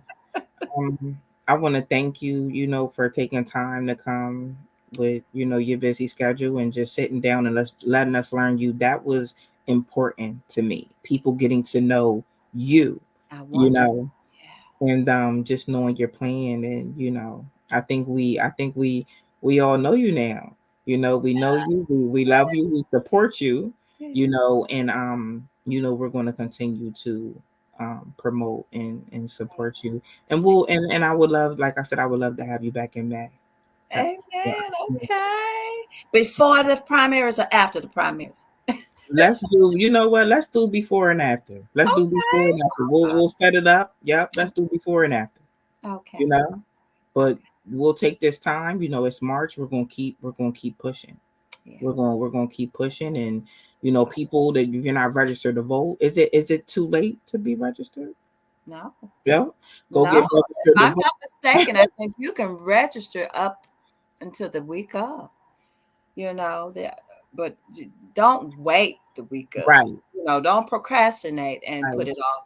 Vote. Right. Absolutely. And don't think that your vote does not count. A lot of Honey, people think that your vote counts. If you it want, does. if you want change, you have to take the action to get it. You Absolutely. have to do it. But Miss Flowers, thank you so much. Thank Um, you. I'll Thank you, I'll be Miss in touch with Sharon. you. Just know you got a supporter all the way here in Pennsylvania. Thank you, God. That's a blessing. That's a blessing. Thank you so Absolutely. much, Queen. Thank you. Okay. Well, God bless you all. Thank you for your questions. Thank you for your comments. I just thank you. God bless you. Mwah. Thank you. And have a good night. Same to you. Bye bye. Bye. I want to thank everybody, for tuning in. I hope that I have one more person to bring in. I'm gonna bring in Mr. Dean. He's been so patient. He's running for U.S. Senate. He was mayor before. I'm gonna bring him in. Mr. Dean, thank you for your patience. Are you still with me? I'll invite only. Yeah, don't try to leave. Listen, we gotta get them, familiar with y'all. Like I told you earlier, people didn't know. They didn't But see, know. that's odd, But that's odd, Everybody they know. I looked. She ain't the first person I talked to, and as soon as I talked to her, I said, "Oh, I ain't support nobody else but Yolanda Right. Flowers." They can't even come ask me about my vote. Yeah. Don't We even come talk to me. So yeah, you know she gonna take care of me. She gonna take care of business, and we're gonna take care of her. Uh, absolutely. you don't know this, but she at the top of the ballot. She the first name on the ballot. She the Okay. first name on our ballot. Good to know. So Good to right, know. she Um, Yolanda Flowers.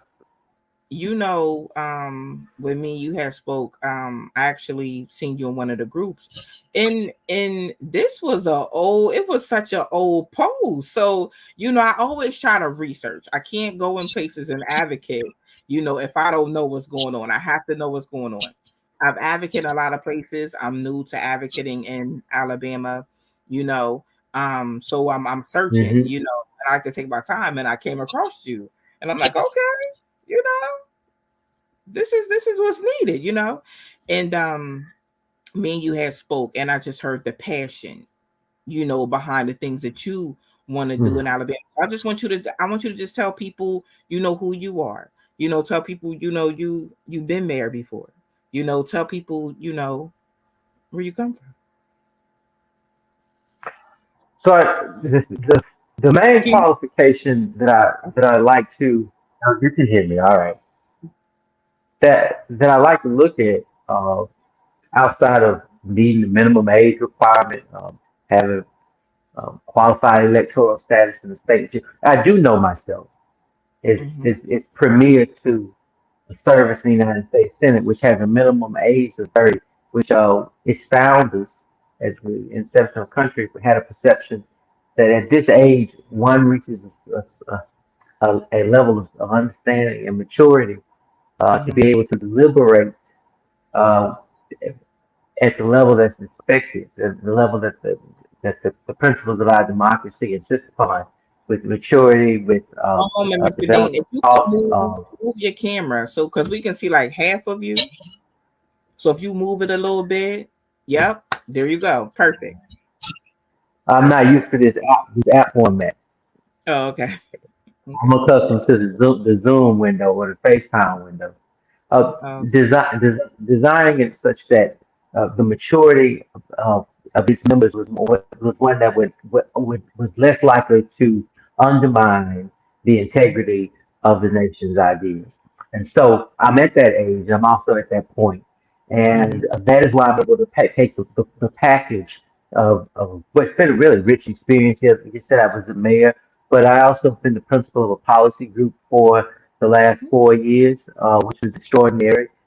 Mm-hmm. Before that, my favorite job that I ever did was I was a union thug. I worked in the teachers union. I worked in the union that asked for $15 minimum wage, which was almost 10 years ago. So I've evolved now to a living wage, which looks more like 33 to $44 an hour in most American major cities, right? So Mm-hmm. that was a really good job. That I had before I was the mayor. I was only one. Let's see, what did I do before? I worked in the automotive space. I worked for Chrysler for a little while and Oh, got some business experience. But it was a very sterile environment, but I learned a lot. There's a lot of principle that came from that, and I had some travel experiences too. mm-hmm. So the the combination of that and its relevance to the moment that we're in and the issues that we really got to deal with Right. dispatch, um, it actually surprises me still. Mm-hmm. Sometimes I have to Google just to reaffirm the impact of the work that is already behind us, Right. that really is a window to say, well, this is what you can get. You've already Right. done under these circumstances. Imagine having some equity. Imagine having some sovereignty. Imagine having some real hard power. Imagine having the collective operating together, which are not factors of the present moment. So, yeah. Right. Um, why U.S. Senate, Mr. Dean? the United States, the United States Senate. Uh, Yeah. well, the United States Senate has rarely seen a force like me. Mm-hmm. The United States Senate has been prejudiced to the experience of black people, to the experience of working class people who aren't black. It Mm-hmm. is a club of elites, but the policy and the perspective that's coming out of there is everything but. It's rather primitive, it's rather regressive. I happen to be one of the most imaginative political figures in the United States at the present moment, and the Senate requires imagination. Okay. And I have had the opportunity to serve at the local level. I don't Mm-hmm. really have a lot of enthusiasm about going back to the local level to work. I'd like to Right. teach and be a master teacher in that respect. But going back to the local level as a counselor or a commissioner or a mayor or elections manager, or even a treasurer or a registrar, those don't really excite me and attract me, or look like the best exhibition of what are some pretty advanced skill sets, but just as a result of being immersed in sort of the rugged aspect of learning my way through the political process. And it just matured to make the Senate seem not only attractive but seem like a good balance. I can say one thing: I'll never have a wasted day as a United States senator. My Okay. energy reserves that are with me now are going to be Mm-hmm. very valuable because there's a lot of work to do, and it's a big campus to cover. A lot of interactions that are required in your part with, yeah, members of your party and your close brethren who share some ideological symmetry, but definitely Mm-hmm. those people on the other side. And I've already begun to think about which members would be ideal partners on key legislation. So, Mm-hmm. like for example, Lisa Murkowski is a Republican from Alaska, and I haven't read every issue, but I know that she tends to move toward the Democratic side on issues relating to women, Mm-hmm.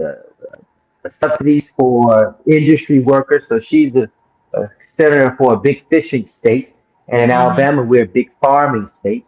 Right. We're also growing in the auto, continuing to grow really in the automotive industry, and so she understands legislation and can be a pretty probably a good coach on how to cultivate legislation that benefits groups like. And then let's think, the cannabis space where we're gonna force an insurgence of black people, of black Mm-hmm. entrepreneurs, cannabis into that space. We can treat that like an industry job, and the Senate can be a tool of subsidy of progression for people in an industry like that, or even hair and beauty care, which is inundated with black talent, right?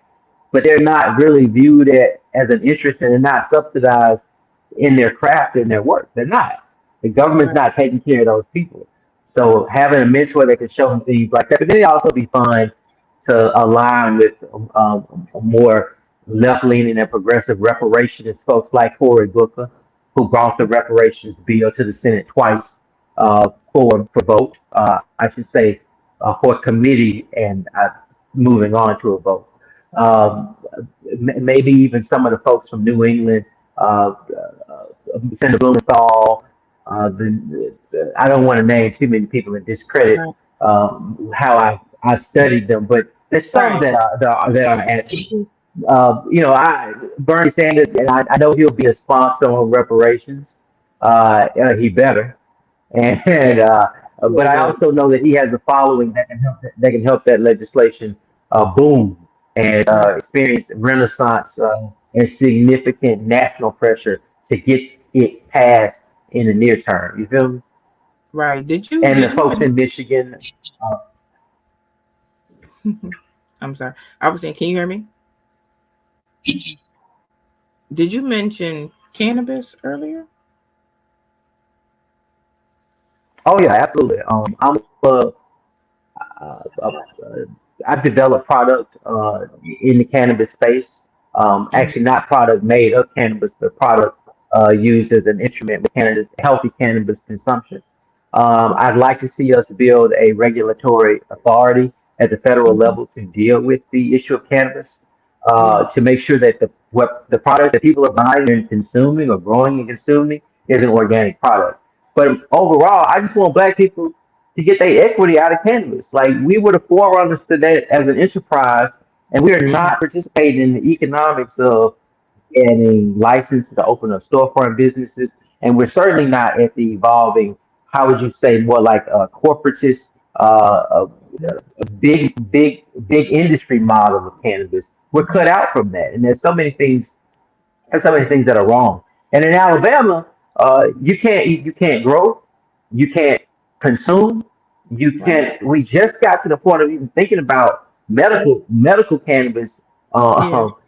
medical cannabis legislation, but we're in a very regressive or primitive state of practices when it comes Right. to criminal justice involvement in the cannabis space. So Mm-hmm. we got to clear all that up right now. And anything this institution that wants to stand in the way of that needs to be raised level. Right. Where are you from? Are you from Alabama? Yeah, I'm fifth, sixth generation Brighton bone. Like it's deep. My Okay. family from my I claim Brighton 'cause that's where I grew up. That's where my daddy from. That's Mm-hmm. where his daddy from. And Mm-hmm. six generations of my father's grandmother's family have been in this city. Um, Okay. I lived in Washington D.C. Because I was a student in Washington D.C. Mm-hmm. I have family that now lives in the Florida region, and my siblings they all about the country. But I'm Mm-hmm. native. I'm a native. I grew up in it. I'm not new to it. I'm true to it. And I Right. studied this. I studied this, the political dynamic, and I know there's no better time than to approach this now. And I thank God I qualified. I thank God I was turned Mm-hmm. 30. Yeah, so that I could do it. Yeah. So when did you make the decision? When did you hit that point and say, you know what, I'm gonna run for U.S. Senate? Like, what was that experience like for you? I've always been.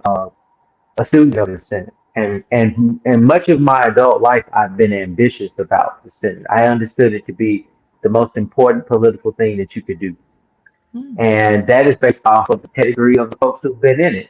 So to Right. grow up having that natural progression from studying King to studying Malcolm X to studying RFK and seeing him in the Senate and seeing his power and seeing how he wanted to elevate that to the presidency. And unfortunately, that didn't happen for him because he was ultimately assassinated. But that was like watching superheroes to me. So I was like, Mm. when I get big, I'm gonna do that. And then when I get smart, I'm gonna do that. And then I said when I get experience, I'm gonna do that. I said when I'm ready, I'm gonna do that. And so when I was big, experienced, and ready, I'm doing it. Awesome. How does your family feel about you running? Dude, we assume that they know I am. You know how when you drop your report card on the table, other stack of other mail, like she'll get to it when she get to it. I've dropped hints. I had to. Can you hear me here? I had to change up. I did that kind of smooth actually, but Yeah, you did. It's okay. We you hear never had too many Bluetooth apparently. you. Right. Um. So what changes do you have in mind? Because I mean, running for office like that, you have some things in mind. Like I want to tackle this. I want to tackle that.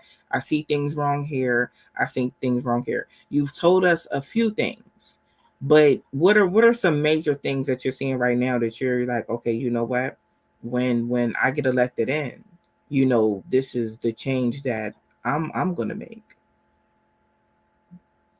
There's hardly anything you haven't heard tonight, especially after I couldn't have come behind a more capable and able communicator on Right. the issues. We have a black reproductive health issue. We have a black genocide that is expanding and growing. We have an environmental issue that's affecting black people specifically, and that's manifesting through. I talked with the Fairfield Environmental Association about hexagonochronium, which is poison in groundwater, poison in soil. Like this is happening right now in Alabama. Obviously, the context of the prison industrial complex in our state and how that it really presents a foremost human rights violation to that the appropriate venue for this, that critique is the United Nations, is the World Court, right? I mean, this is really happening in our state right now. I don't have a front row purview of the public school, the activities of public schools, because Mhm. I'm not engaged with them every day as an employee or as a parent. But what I am observing in the exodus of a number of professionals out of that space, the difficulty of recruiting good talent, the low Right. pay, the quality of learning conditions, and the quality of the information that's being taught, the debate Mhm. around whether or not we should teach history as it occurred or history as we imagined it in the public schools. What crises is there not? But I don't know if I have a fluid and poetic statement about it. Mhm. But there is a group of people who have yet to be able to be foremost to the decision making processes, Right. and that's us. Yeah. Yeah. Everyone else has been brought to the table and given the resources to succeed, and they failed us with narcissism and self improvement Mhm. and all of these manifestations of corrupt government and what they call conservatism, Alabama values, Trumpism, all those vocabulary words that ultimately mean somebody has to suffer for us to feel big and for us to win and for us to have and maintain the privileges and the power and the wealth, the artificial wealth that we have. And that's not right. So there are people out there who understand that, who are in that experience, who say, look, it's time for us to step back and let the black folks do their thing to clean up where Mhm. we messed up. Because we've Right. proven to lack the talent, to lack the intent, to lack the ethic to repair it ourselves. It ain't like they ain't had time. How Right. how how long must I wait How much Right. good can I take? No, seriously, like it, you. I think, by what I've seen is there's people that are in these positions that see nothing wrong, that see absolutely nothing wrong, That's what I'm talking about. That's what I'm talking and about. That's and what it's I'm talking it's, about. it's crazy. Like how I don't think I really don't feel like they're human beings. How are you a human being and you do not see anything wrong? But these people don't see anything wrong because you know why? The things that are really going on don't affect them. It don't affect them. We need They're not people in even. They're not even living in that world. yeah, we They're need not living people in in that world. like you and Miss Flowers that understand and We and got to see have Miss Flowers. we got yeah, Y'all yeah. can y'all can take my brain out and put it in somebody else, but we got to have Miss Flowers. Cause the one Yeah. thing I want is for everybody to see Alabama having a black woman at the Mhm. helm, Yeah. reconstructing this last remnant of the Confederacy Mhm. that remains hostile Yeah. toward Has progress. It remains Alabama hostile. ever had that? What did you Has say? has Alabama ever had that? Alabama has never had only had two black statewide officials, and those are two Supreme Court judges, Oscar Adams Mhm. and the judge who actually provided the oath of office in my inauguration. So that's it. That's it. That's the extent of power. The president pro tem Michael Figures of the Alabama State Senate is regarded as the uh, premier powerful black figure of Alabama history. But two statewide officials who were in positions that are elected by the public served on the Supreme Court. And at this moment, there are no black people on the Alabama State Supreme Court. No black. Wow. That seems ironic. I was reading a post in a group. I know when I posted your flyer in a group, people are like, "Well, what is Mr. Dean going to do about, prison reform?" And um, I see that they had some African Americans on parole board, and then they didn't. Mm. Then they just was gone. Ralph Cook, and Oscar Adams were two black served. There are no blacks on the Alabama parole board at this That's what I was time. told. That's what I was told. There are none. There were But two or three. there had previously been blacks on the Alabama parole board. I heard there were. I read there were two or three. I could stand corrected. Um, As I understand, members of the parole board are appointed, and do they also? I think they also serve at the privilege of the governor. okay. Is that correct? I'm not I'm sure. asking. I do know about them being Is, appointed. is that Being typically a, the structure though? In other being places where you've appointed. advocated? Being appointed. Yes. Yes. I think it really depends on the Okay. state. I've seen different things, happen. What I read and what I read was there were two or three black individuals on the parole board, and they were paroling people. It was rolling a little bit, people were saying. And then they had paroled someone that got out. The person, by my knowledge, they had a non-violent crime. And they got out and they committed a violent crime. I, And okay. Go ahead. you, you hear me? Okay. And Yeah. the person committed a violent crime. So that's when it said that the African American individuals were pulled from the parole board. And it's all Huh, white. interesting. I mean, even looking at their website, I see the names of the members of the parole board, which there are three, but it doesn't. There's no Right. photograph or anything like that that's provided. Yeah. Yeah. Um I mean, that was just one thing that came up. Like I said, in those groups I posted, and they're like, what's Mr. Dean going to do about, prison reform? That was like that was really all the questions that I really, really got. Maybe a few education questions, but really more about prison reform. I think that's a big thing now with Well, everything that's going. 200K, 200K for elementary school educators is a goal we need to meet. Right. Elementary school educators with particular focus on pre-K and kindergarten, but Mm-hmm. overall just trying to stimulate the level of talent that we can attract and retain in elementary education. In terms of prisons, look, I mean, I keep it simple with on prisons because I'm a justice involved citizen. Right. I have observed justice involved my entire life. My entire Right. life has been defined by observing people engage with law enforcement in a way that made you really question the integrity of law enforcement rather than the integrity of those accused, right? Mm-hmm. So Alabama has done a great harm, and the harm that we've done, the punitive critique for that is the abolition of prisons in our state. Mm-hmm. We we need a 100 minimum 100-year moratorium on prison operations and funding in our state.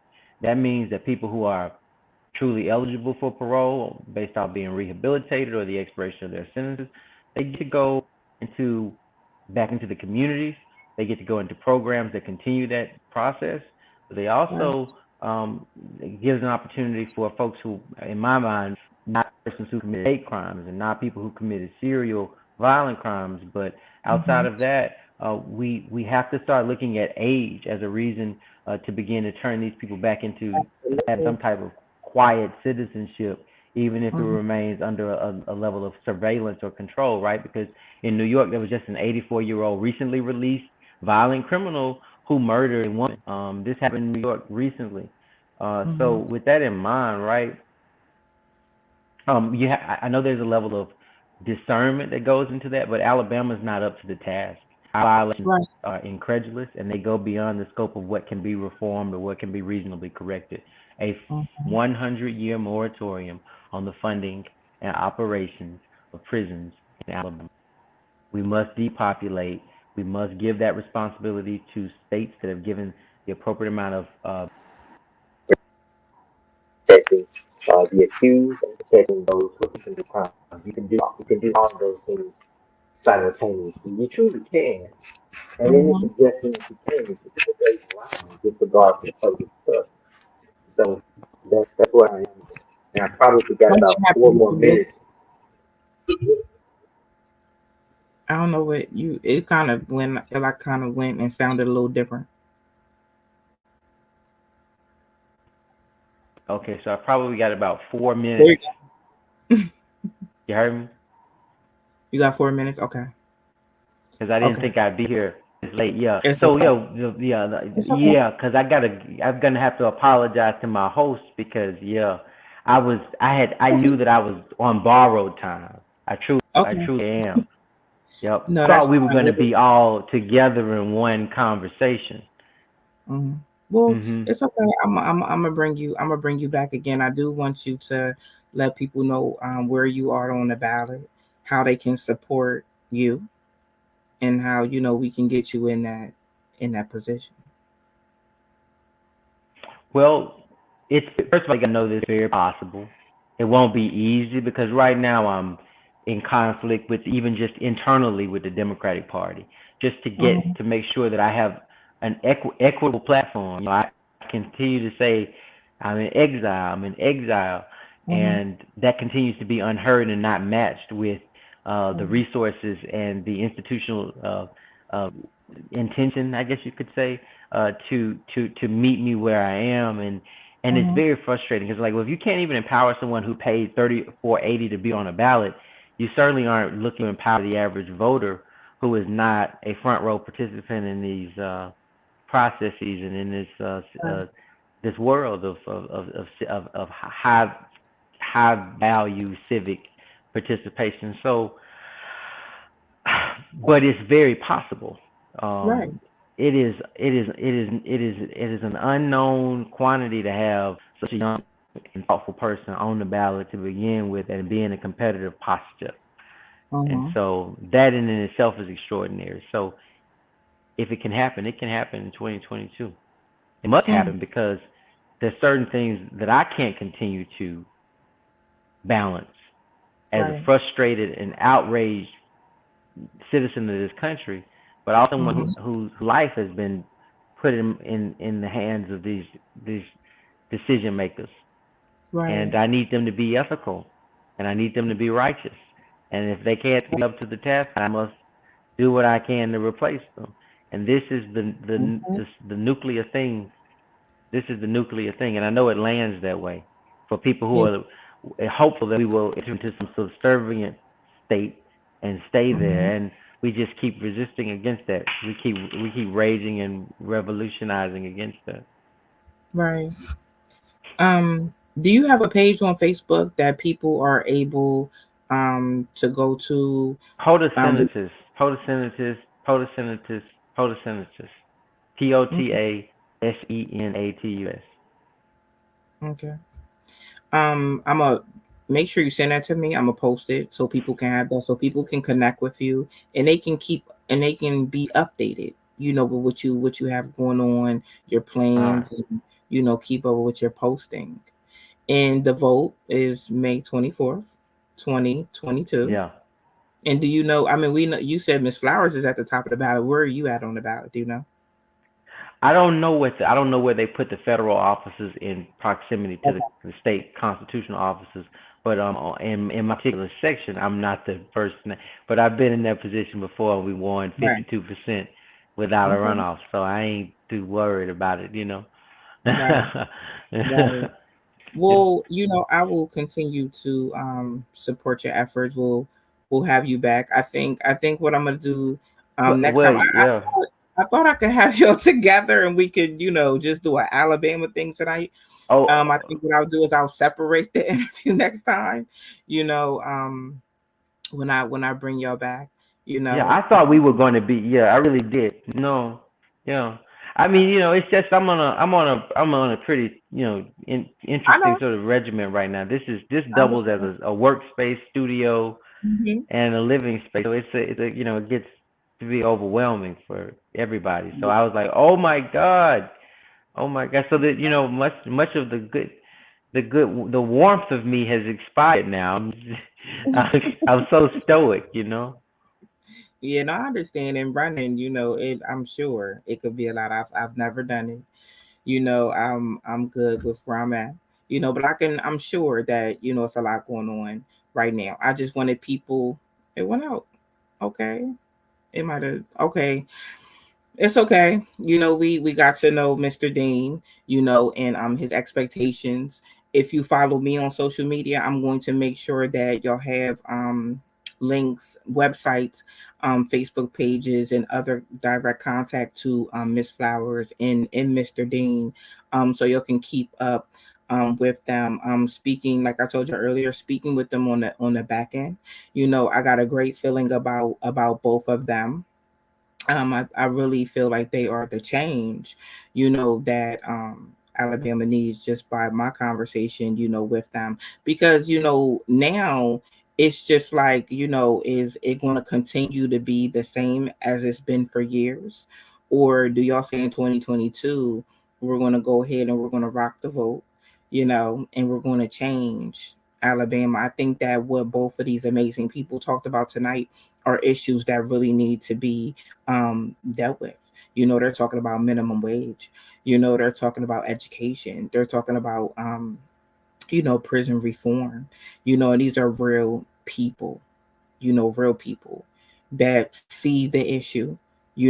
Passionate and not only that, they have solutions.